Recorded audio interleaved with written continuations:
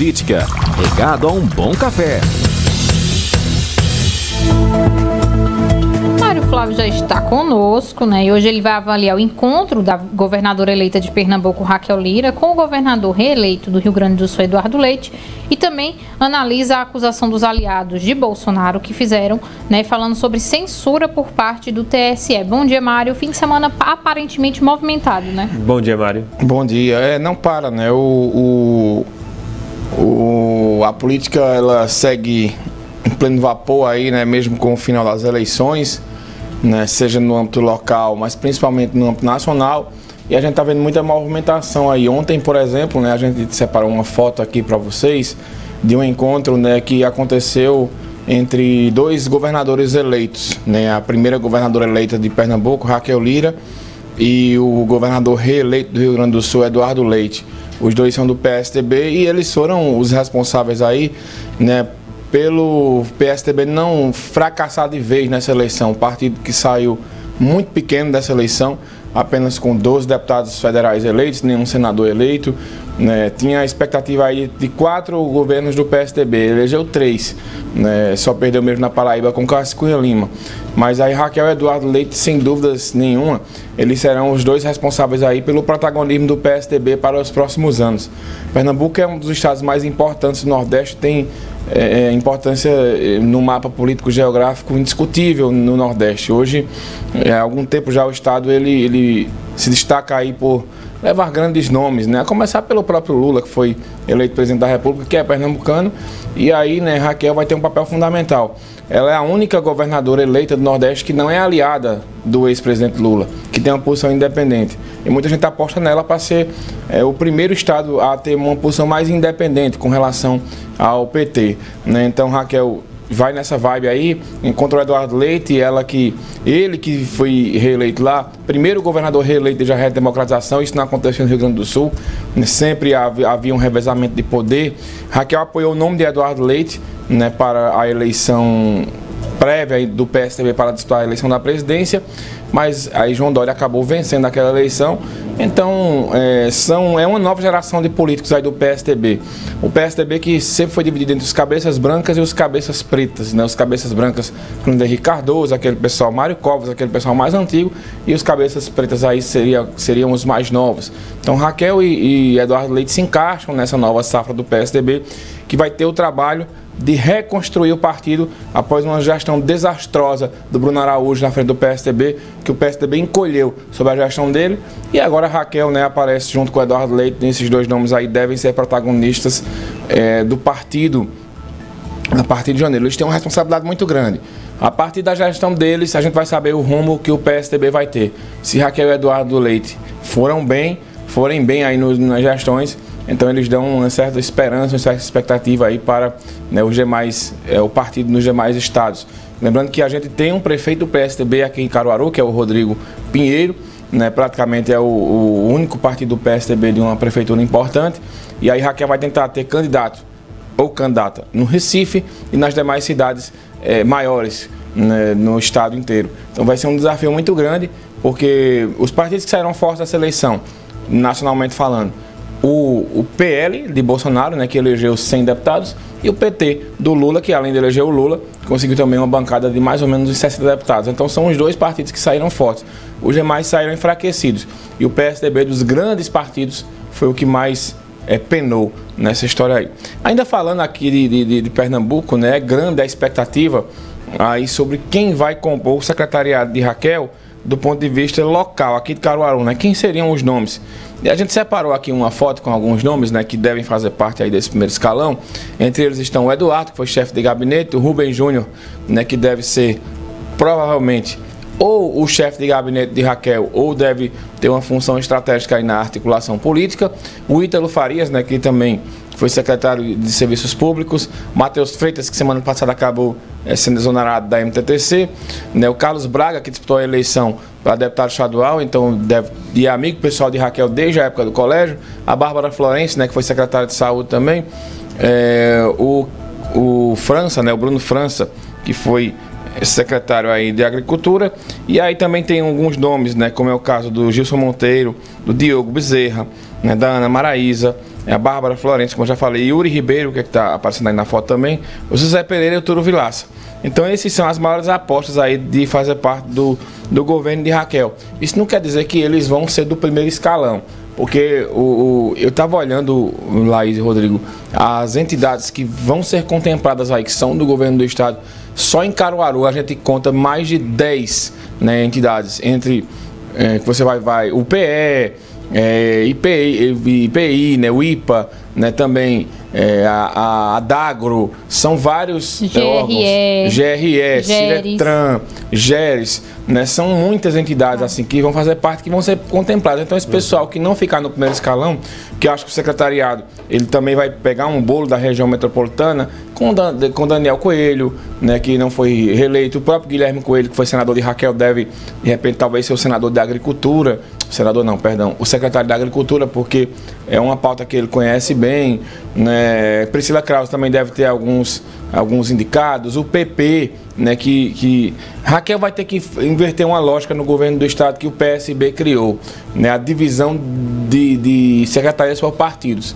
Se ela seguir o mesmo pensamento, a mesma linha de raciocínio do PSB nos últimos 16 anos, então os partidos que estiveram com ela vão dividir o bolo com ela na gestão. Se não, ela vai quebrar o paradigma e vai indicar nomes mais técnicos, como aconteceu aqui em Caruaru, desses secretários que a gente trouxe aí, muitos deles novos, né, que não fizeram parte de outras gestões, a exceção do Rubem Júnior, né, que é um cara de confiança da família Lira, já está com eles há muito tempo. Mas os demais nomes que a gente trouxe aqui, por exemplo, Ítalo, Matheus, Yuri, né, Carlos Braga, esse pessoal todinho veio um pessoal mais técnico, que se formou, né, se capacitou na academia e acabou virando secretário.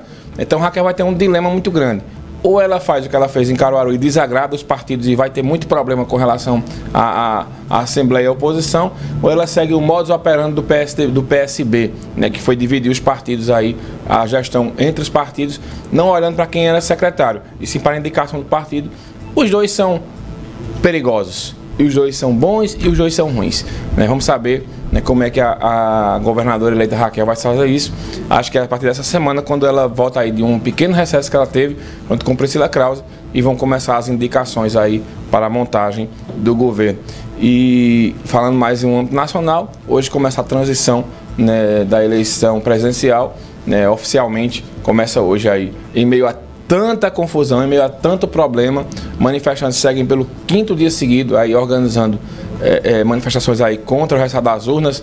Ontem nós tivemos manifestações muito grandes em várias cidades do país. O pessoal promete uma espécie de greve geral para os próximos dias e segue essa movimentação aí dos bolsonaristas, né, além de novas denúncias aí de aparecer um argentino que fez um vídeo dizendo que tinha a eleição tinha sido fraudada. O TSE rebateu, disse que não tem nada a ver, que a eleição não foi fraudada. E todo mundo na expectativa do relatório do Exército, que deve sair amanhã. O Exército que fez uma auditoria dessa eleição. Com a palavra do Exército, eu acho que vai ser meio que um balizador aí para quem defende Bolsonaro, né, e segue com esse discurso aí de que a eleição foi fraudada. Porque o Exército é o que ele sempre defendeu, que era a instituição mais confiável. Então, vamos ver como é que o Exército vai se posicionar sobre as urnas. E são dos dois turnos essa... Dos dois turnos. Então, essa auditoria ela vai ser fundamental para derrubar qualquer teoria que exista por aí, ou para ratificar qualquer teoria, né, e manter aí essa questão.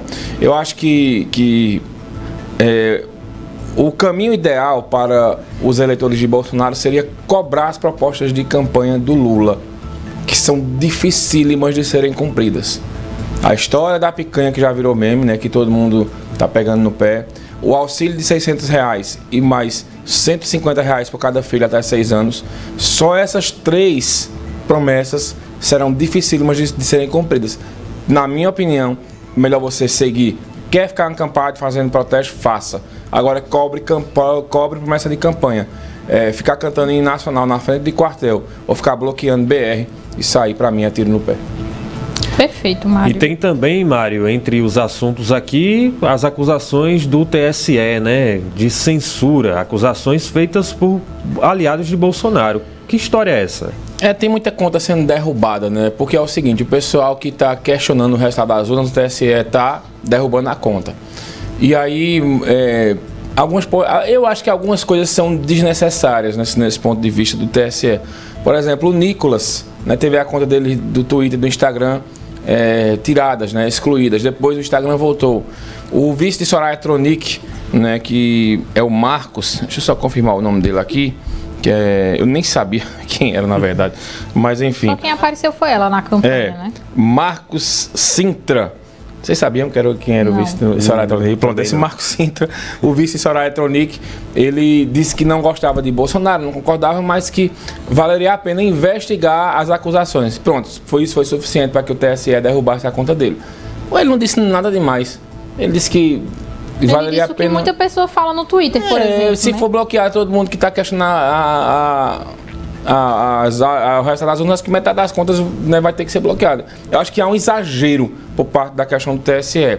Agora, os deputados que por exemplo, usam as redes sociais. A Carla Zambelli, vamos para a Carla Zambelli? Carla Zambelli publica no dia do segundo turno, lá que tem os primeiros protestos, caminhoneiros, contem comigo, não sei o que. Bloquearam a conta da mulher. Assim, inclusive, proibiram ela de criar outras contas até a posse, né? Eu acho que você poderia, sabe, Laís e Rodrigo, pedir pro pessoal fazer uma retratação, ou pedir na peça uma retratação e evita esse tipo de postagem. Carla Zambelli foi a mulher mais votada da eleição desse ano para deputada federal, no Brasil inteiro. E ela tem 9 milhões de seguidores no Twitter e nas redes sociais, né? Twitter, Instagram, essas coisas, que acabam se informando do mandato por ela, por essas redes sociais. O pessoal exagera também, né? Carla Zambelli e companhia exagera. Agora eu acho que a longo prazo, a médio e longo prazo, essas ações do TSE, elas são ruins para a instituição e acabam criando aquele discurso de vítima e tal. E começa a derrubar contas com um viés só. Eu estava pesquisando aqui por exemplo, o André Janones. O que esse deputado mentiu na eleição desse ano foi uma coisa fora do comum. E a conta dele está lá ativa. Inclusive tem um vídeo dele que não foi deletado, que ele disse que Bolsonaro fez um pacto com o Satanás, naquele vídeo lá da loja maçônica, que não tem nada a ver uma coisa com a outra. Maçonaria não tem nada a ver com satanismo, né? E esse vídeo nunca foi retirado, ele está lá. E com milhões de visualizações. Então eu acho que há um exagero, segue tendo um exagero por parte do TSE com relação a algumas posições políticas, que é muito ruim para a instituição. E o Elon Musk, né, que é o novo dono do Twitter, já disse que a política do Twitter vai ser outra agora. E está uma confusão danada sobre isso, que ele demitiu muita gente e vai criar o selo agora do Twitter, né? Quem quiser ficar lá para ter o selo verificado vai ter que pagar. Aquele pessoal que gosta de ser verificado, os verificadinhos, né? Como a gente chama. Você é verificado, Mário Flávio? Eu não sou não ainda. Vai pagar para ser? Depende do preço. E ainda vai receber metade dos anúncios. Depende do preço. Se o preço for bonzinho, a gente se verifica. Eu não tenho muitos seguidores no Twitter, não, porque no interior aqui o Twitter é uma coisa que não é muito forte ainda. Nós temos quase 5 mil, né? Mas também poucas pessoas têm esse número de seguidores, né? Porque eu tenho Twitter desde o começo. Mas eu confesso que algumas vezes você tem medo de postar alguma coisa, porque você fica pensando, minha conta vai ser bloqueada. Eu acho que devia ter uma lei, sabe? Eu acho que, apesar das redes sociais elas serem de dono, o Instagram tem dono, o Twitter tem dono, mas eu acho que é quase que uma coisa pessoal ali, a vida da pessoa. E a gente tem que confundir, a gente tem que separar muitas coisas, né? Liberdade de expressão, com exagero nas declarações, e o próprio TSE. Eu acho que todo extremismo é ruim. Seja do lado do TSE, seja do lado de quem está apostando aí no Twitter ou na rede social. O pessoal tem que buscar equilíbrio, muitas vezes não está tendo. Mário, você volta no Manhã Cidade, né? Isso com às 10h40. Às 10 horas, aliás, com política. Hoje eu estarei só às 10 horas. Perfeito. Então, Cidade Entrevista também fala de política e a gente se vê amanhã, né, Mário? Se Deus quiser. Rodrigo, vamos para o futebol? Futebol agora. Olha, o Central e o Porto se classificaram para a próxima fase da Série A2 do Campeonato Pernambucano. Se garantirem o acesso, o Caruaru vai ter 3 equipes na primeira divisão em 2023. O Sport empatou com o Vila Nova e não conseguiu acesso.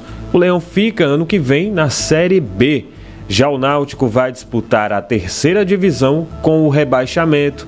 Como é que as pessoas vão acompanhar, Laís, os destrinchamentos dessas informações? 10h40 no Pronto Torcedor com Eri Santos, 11h30 da manhã no Futebol na Cidade Primeiro Tempo.